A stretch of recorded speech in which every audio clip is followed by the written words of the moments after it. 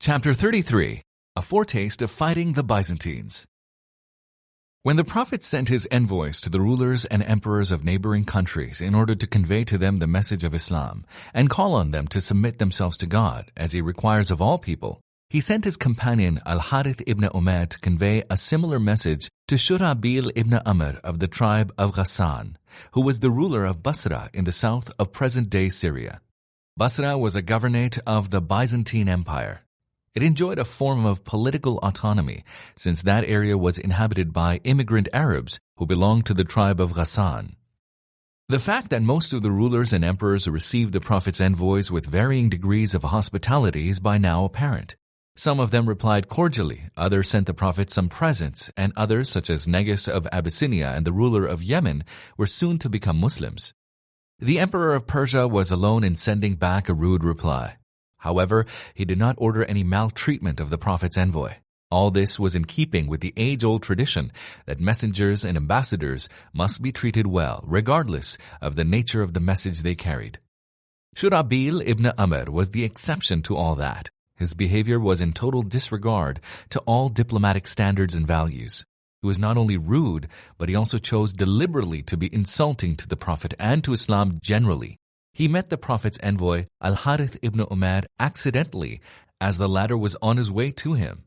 He asked him where he was heading. When he realized that he was an envoy sent by Muhammad, peace be upon him, he gave orders for Al-Harith to be tied up and then beheaded. When the Prophet came to know of this, he felt that the treatment of his envoy represented an insult and a challenge which called for a firm reply. Islam was still consolidating its position in Arabia itself. An important factor in the steady progress of the Muslim state was to ensure that it was held in awe by all neighboring powers. The people in Arabia were convinced that Islam could not be overcome by any other force. The Muslims enjoyed God's support, and that support was enough to defeat all their enemies.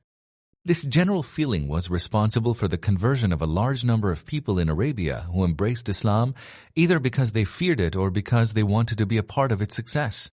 If Islam was seen to be weakening in front of larger forces, the position of many of those who were prepared to join the ranks of the Muslims would be violently shaken. The implications would then be very serious indeed. Hence, the Prophet was keen that the position of the new Muslim state should be safeguarded. No one could be allowed to level an insult against Islam or the Muslim state and manage to get away with it. People inside and outside Arabia must feel that Islam was a force to be reckoned with. So, the Prophet decided to send an expedition to teach the aggressor a lesson and to show the world at large that no ambassador of the Muslim state could be killed and forgotten. His killers must be brought to justice and must be made to pay a heavy price for their aggression. The three commanders. The Prophet called on his companions to join the army he was sending to Basra. The response was, as usual, highly favorable. A force of 3,000 soldiers was thus raised. When they were ready to march, the Prophet named 3 of his companions as commanders, who should succeed one another in case any of them was killed. He himself was heavily engaged in Medina and could not take the command of the army himself. Thus, the army started its march under the leadership of its first commander, Zayd ibn Haritha, who had been the first man ever to become a Muslim. The Prophet told the army that if Zayd were to be killed, the commander would be Ja'far ibn Abu Talib. In case he was also killed, the command would fall to Abdullah ibn Rawaha. If Abdullah was also killed, then the army could choose its own commander.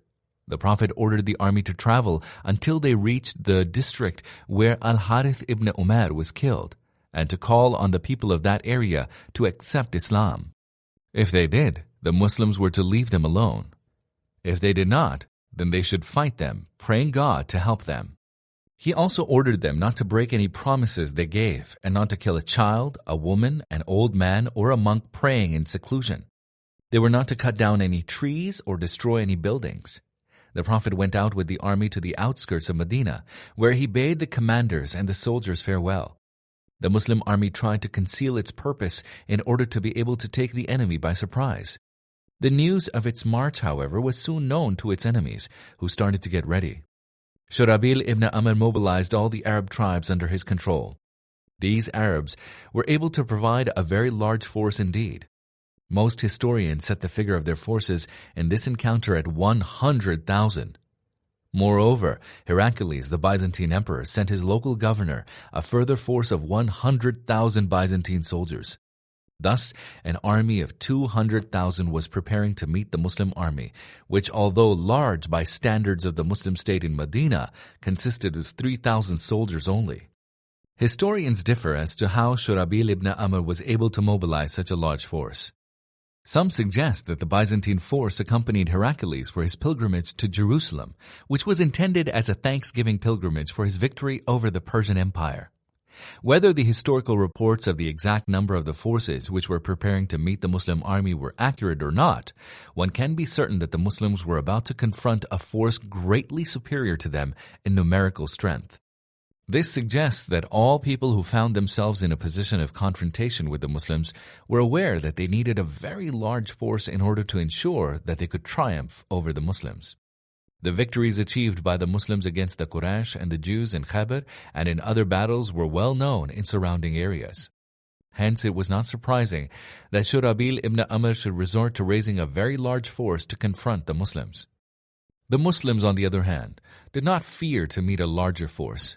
It is reported that Abu Huraira, a companion of the Prophet who adopted Islam after the signing of the peace agreement at Al-Hudaybiyah, was very surprised at the disparity between the forces of the two sides on this occasion. He is reported to have said, "I took part in the Battle of Mota. When the unbelievers drew near to us, we saw a great force fully equipped with arms and well dressed. I was dazzled. Thabit ibn Arqam spoke to me and said, 'Abu Huraira, you seem to be surprised at their superior forces.' When I answered in the affirmative, he said, 'You are not with us at the Battle of Badr. We do not win on the basis of our numerical strength.' Nevertheless, the disparity between the two forces was so marked that the Muslims felt that they needed to stop and think about what they were about to face.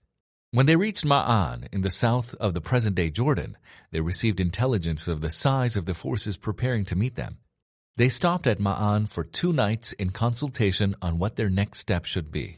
Some of them suggested that they should write to the Prophet informing him of the situation and of the forces of their enemies and await his orders. He might either send some support or give them further instructions. Abdullah ibn Rawaha, the third commander named by the Prophet, felt that the matter did not warrant that sort of delay. He encouraged the Muslims not to hesitate before confronting their enemy. "The cause of your hesitation now is the very prize which you have set out to achieve, namely martyrdom. We have never fought any enemy on the basis of our numerical strength, or our better equipment, or our superior number of horses. We fight them only with this religion with which God has blessed us. Let us march on. I attended the Battle of Badr when we had only 2 horses. At the Battle of Uhud, there was only 1 horseman in our ranks. March on, brothers. We stand to win one of 2 great prizes. Either we shall achieve victory, and this is what God and His Messenger have promised us, and it is a promise which never fails, or we will achieve martyrdom, in which case we join our brethren who went before us into heaven." These words were very touching to the Muslim army. This was no vain discourse. What Abdullah ibn Rawaha said was something in which they all believed. To a Muslim, any fight for the cause of Islam can end either in an honorable victory or in martyrdom. It is a case of either a victory for the community or a victory for the individual. Hence, they marched on. 2 more nights and they reached the area to which they were sent. They found out that the enemy forces were encamped in a village called Masharif. Enemy companies started to draw near them. They therefore moved to a village called Mota, where they took their positions. The Battle of Mota. Although the decision reached by the Muslim army may seem unwise, considering the enormous disparity between their forces and those of their enemies, the Muslims always had their own criteria when they considered any serious matter. That particular army, which included many soldiers who took part in earlier battles the Muslims fought against their enemies, was generally aware that the numerical inferiority could be compensated for by superior spiritual strength. The speech of Abdullah ibn Rawaha rekindled the enthusiasm of the Muslim soldiers to the extent that they were eager to face their enemy. When the Muslim army took its position at the village of Mota, the Byzantine forces marched towards them in great numbers, seeking to overwhelm the Muslims by sheer numerical strength. The Muslims deployed their forces, adopting the tactics of concentrated pressure at the center while preventing the outside flanks of their enemy from trying to encircle them. The Muslim commander of the right flank was Qutbah ibn Qatada. His counterpart on the left flank was Ubadah ibn Malik. These two commanders and their units fought very hard to protect the central units from being overwhelmed. The battle was now being fought in earnest. Zayd ibn Haritha was the first Muslim commander. He carried the Muslim flag and fought hard. Apparently, the Byzantine forces concentrated their efforts on trying to kill the Muslim commander. So they pressed hard where Zayd was fighting and were soon able to kill him. The banner was taken over by Jafar ibn Abu Talib, who again was the target for a concentrated enemy attack. Jafar was a great fighter who struck the enemy soldiers right, left, and center. He could not, however, withstand the continuous pressure against him, and he felt that he could fight better if he were to dismount. He continued to fight on foot, still carrying the flag in his right hand. As he fought on, he was hit several times. Then, an enemy soldier was able to chop off his right hand, but Jafar automatically carried the flag with his left hand. Again, he was hit hard, and his left hand was chopped off. Nevertheless, he would not drop the flag. He held it tightly with the upper parts of his arms and faced the enemy. His position was no longer tenable, and he was soon killed.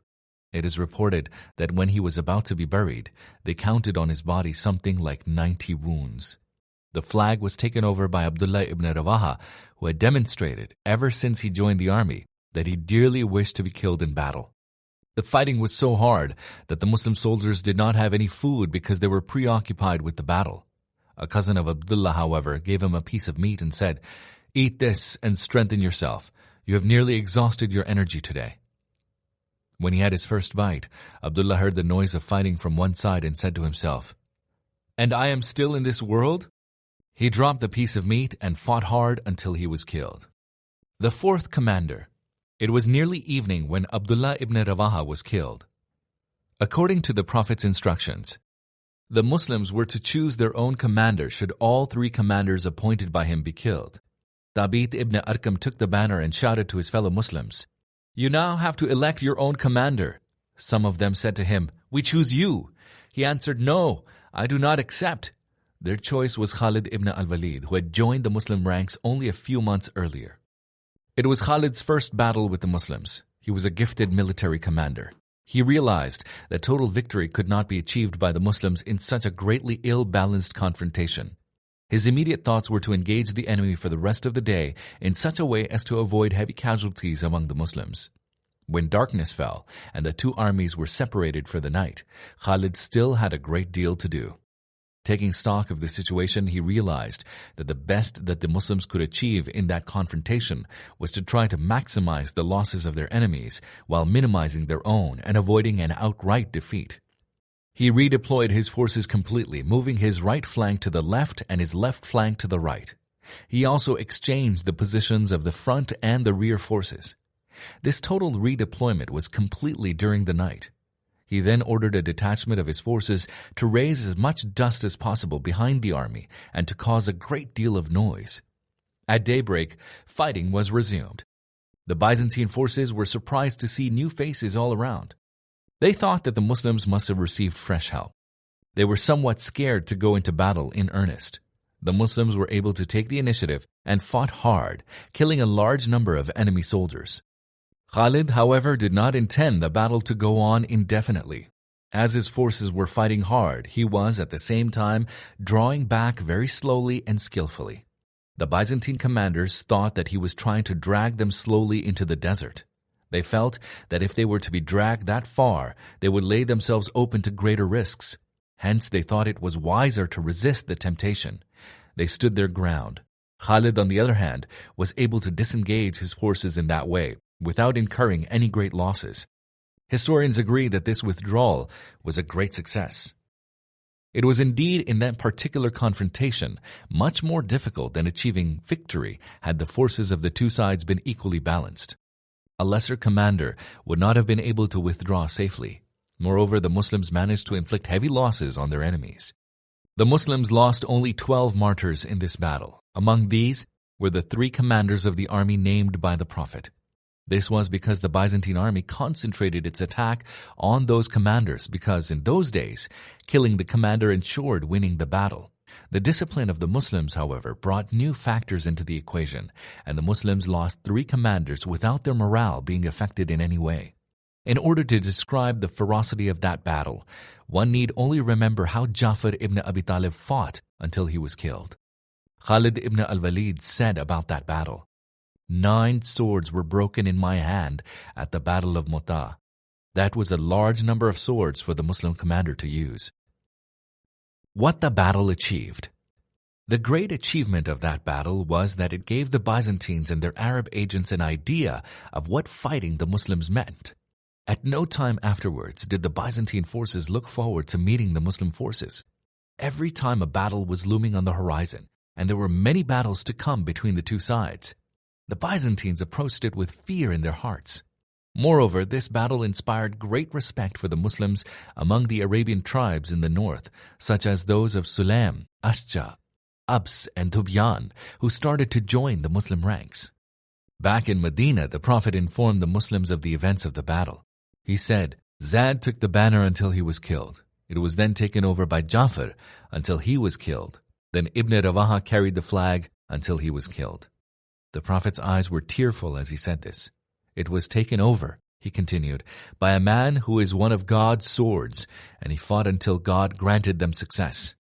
This is a testimony by the Prophet that what Khalid and the Muslims did in that battle was a great success. No other testimony or opinion is needed in addition to this one. Nevertheless, when the army arrived back in Medina, children met them with jeers and denunciation. They said to them, "You deserters, you desert a battle being fought for God's cause?" The Prophet, however, set things right when he said to them, "These are no deserters, they will live to fight another day." The children's attitude gives us an impression of what sort of society the Prophet built in Medina and in Arabia at large. A few days later, the Prophet was speaking about the commanders who were killed at the Battle of Mu'tah. He said to his companions, "They would not wish to be with us now." This is most certainly the case. No martyr would like to return to his home after enjoying God's blessings which come with his martyrdom. The Prophet also visited the family of his cousin Ja'far, the second commander.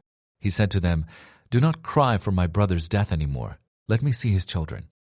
The 3 boys were brought to him, and he called in a barber to cut their hair. He said to them, "Muhammad, son of Ja'far, resembles our uncle Abu Talib. Abdullah has a likeness to me in shape and manners." He then took Abdullah by the hand and waved his hand, praying in these words, "My Lord, look after Ja'far's family. Bless every transaction Abdullah makes." He repeated that 3 times. Abdullah was to grow up as one of the most generous people that ever lived. Their mother spoke about their being orphans, and the Prophet said to her, "Do you fear that they will live in poverty when I am their patron in this world and in the world to come?" This is just an example of the sort of care the Prophet took of his companions, especially those who fought hard for the cause of Islam.